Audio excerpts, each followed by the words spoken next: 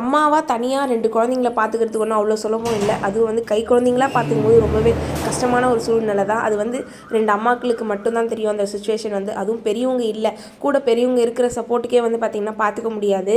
இதில் வந்து பார்த்திங்கன்னா வந்து இதில் என் கூட வந்து பெரியவங்களும் எதுவும் யாருமே கிடையாது. நானும் ஹஸ்பண்ட் 2 பசங்க வரைக்கும் தான் தனியாகவே இருந்து மேனேஜ் பண்ணிகிட்ருக்கேன். நான் எப்படி மேனேஜ் பண்ணுறேன் அப்படின்னு பார்த்தீங்கன்னா, குட்டியை வந்து பார்த்திங்கன்னா நல்லா ஃபீட் பண்ணி தூங்க வச்சுட்டு வந்துடுவேன்.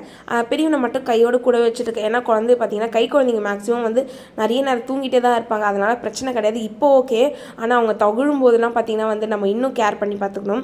இப்போ தான் வந்து பார்த்திங்கன்னா சாருக்கு வந்து 4 மந்த்து ஃபுல்லாக முடிஞ்சிருக்கு. இன்னும் தலை வந்து ஃபுல்லாக நிற்கலை. அதனால் வந்து பார்த்திங்கன்னா பிரச்சனை இல்லை. அது வரைக்கும் கொஞ்சம் சேஃபு. சார் வந்து தலை நின்று கவுந்துக்க ஆரம்பிச்சிட்டாருனா கூடவே இருந்து புரண்ட வேண்டியதான். இதில் வேறு இப்போவே வந்து பார்த்திங்கன்னா குழந்தை மேலே ஏறி ஒரு சந்தோஷம் அவனுக்கு வந்து பார்த்திங்கன்னா ஒரு பாசமான ஒரு சுச்சுவேஷன் வந்து அவன் பண்ணுறான். அதெல்லாம் பார்க்கும்போது கொஞ்சம் ஆசையாகவும் இருக்குது, ஒரு பக்கம் பயமாகவும் இருக்குது. எப்படி தான் இவங்க 2 பேரையும் வந்து காப்பாற்ற போகிறோன்னு தெரியல. ஆனால் நீங்கள் எப்படி உங்கள் குழந்தைங்கள பார்த்துக்கினீங்கன்னு சொல்லிட்டு மறக்காம கமெண்ட் பண்ணுங்கள்.